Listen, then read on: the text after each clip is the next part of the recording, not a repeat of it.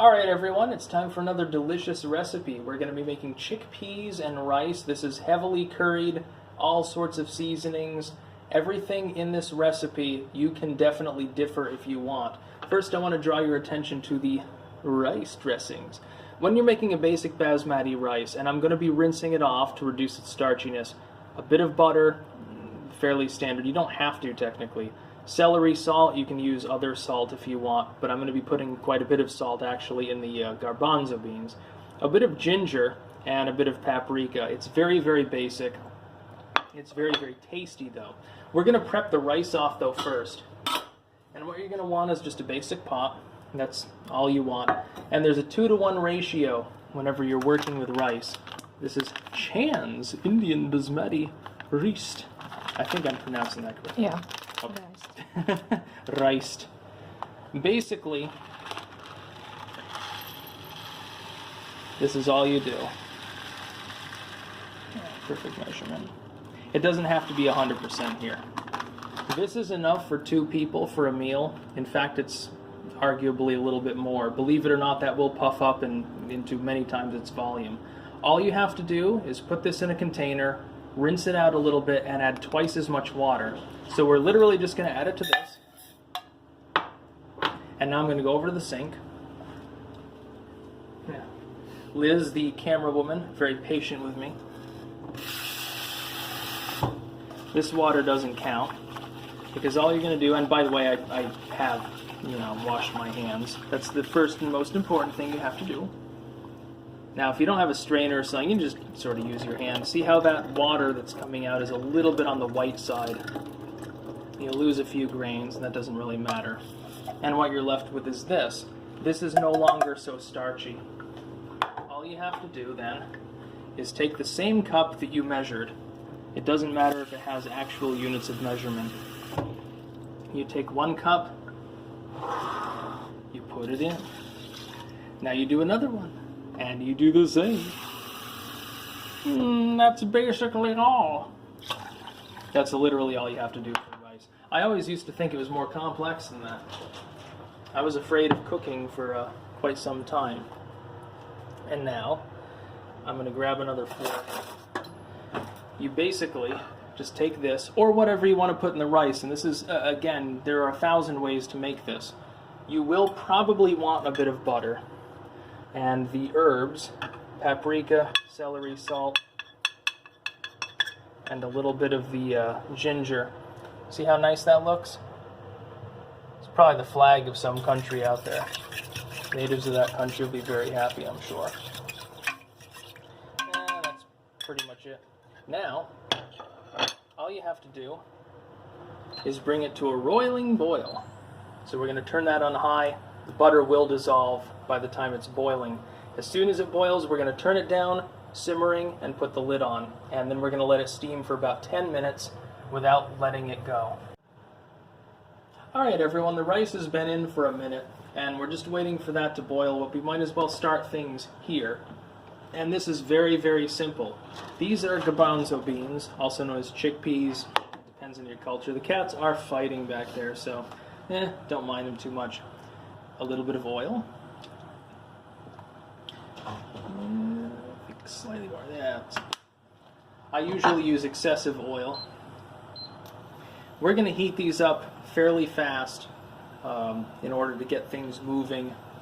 And once those are preheated, we can turn it down to about 7 before we begin adding the other ingredients. Now, some of these ingredients call for sauteing onions first, a little bit of garlic. Sometimes you cook that before. We're going to do it the short way. We're going to use garlic and onion powder. I know that that's basic bitch mode, but there are so many other good things in here, and I think the rice, which is almost, it's fairly classy. The rice has another, I'd say 10 seconds, then we'll cap it. Not even 10 seconds, actually, we're going to do it now. Okay. Once it starts boiling, on this oven, you turn it down to about 3. Just close it up, and don't even look at it for at least 10 minutes. It won't burn, don't worry about it. People apparently make a mistake where they open it up and all the humidity comes out and then the rice ends up burning. So since we're not sauteing any onions, since we're not doing anything with garlic, we can turn that down to 7 now because it's getting hot. We can just put the other stuff in here, actually. So, we're going to put these directly, actually, in the oil. And we're going to immediately add this. This is just about a half a bouillon cube of green bouillon, I believe. Vegetable. Yes, vegetable bouillon.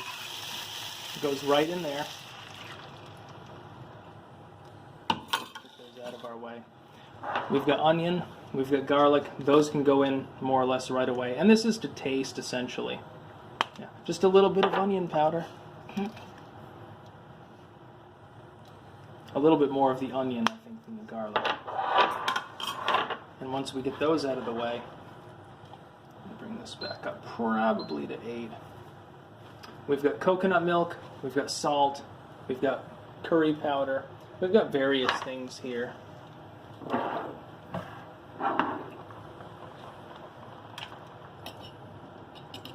Stir it around a little bit here. Make sure that it's all got some of the seasoning. Those are good for the next 10 minutes. We don't even need to look at those because they're just simmering. As long as they remain closed up. There's also a little bit of a valve here, I guess, for steam, but I don't know if it makes any difference. We're going to let these get a little bit hotter, and then we're going to add some other stuff. This is coconut milk, and it's just, you know, a can of, of coconut milk. Smells good. You probably rub it on your skin and you look more youthful. We're not even going to use quite half of it, actually. Put that over to the side. A little bit of salt.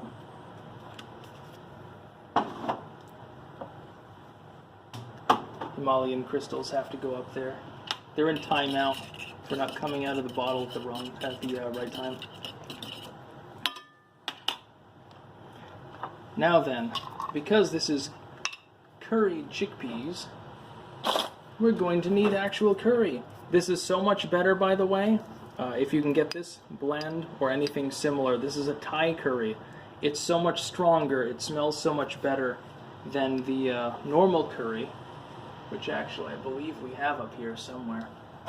This is the normal curry, if you're in the Netherlands and probably in similar countries. It's not really hot.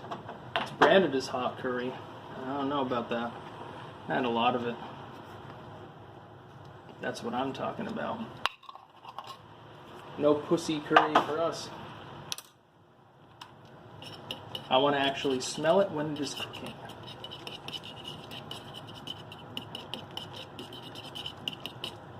Is it homogeneous? Oh yeah, you can smell it.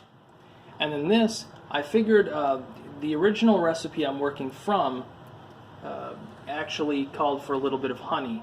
I'm going to cut that out and I'm just going to use this, which is a sweet chili, because I think this is sweet enough. And the coconut milk is a little bit sweet as well. So we'll see how it comes out. And you don't need much. That's about enough. That'll add a little bit of a syrupy sweetness. I don't even know exactly what's in it. Probably corn syrup. It's probably not good for you, though. The smell is good.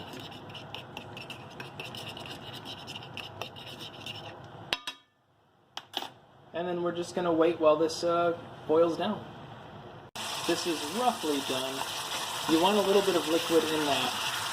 You don't want it to get to the point where it's actually burning. You want to turn that down to like 1. This is roughly done. You need that liquid because, of course, rice, even if it's, you know, reasonably juicy, tends to be a little bit on the dry side.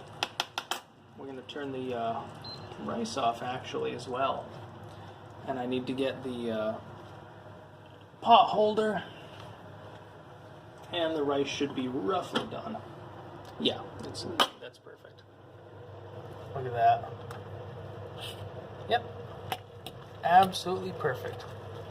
Juicy, wet, but it's not sopping wet. There's still some liquid down there, actually. I guess it could have gone another minute, but it doesn't really make a difference because you can always drain that off. It's better to have it a little bit more liquid than to have it burn to the bottom of the pan. So now I'm going to be serving.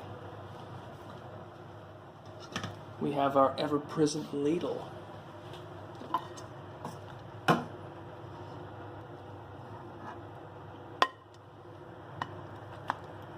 Yeah, that's pretty nice. And again, you can make this drier if you want. This is a nice wet rice. It's got plenty of moisture in it. Some people aren't interested in that. Some people are. A little bit there. Okay. And then, just a little dash of coriander. And that's mostly for decoration. You don't technically have to do that. It does taste good, though, with the curry. It's amazing. And, yeah, that's our recipe. It's adapted from those we found online, but it's not identical to any of them. We've cut out the honey and a few other things. That's about all. Peace out.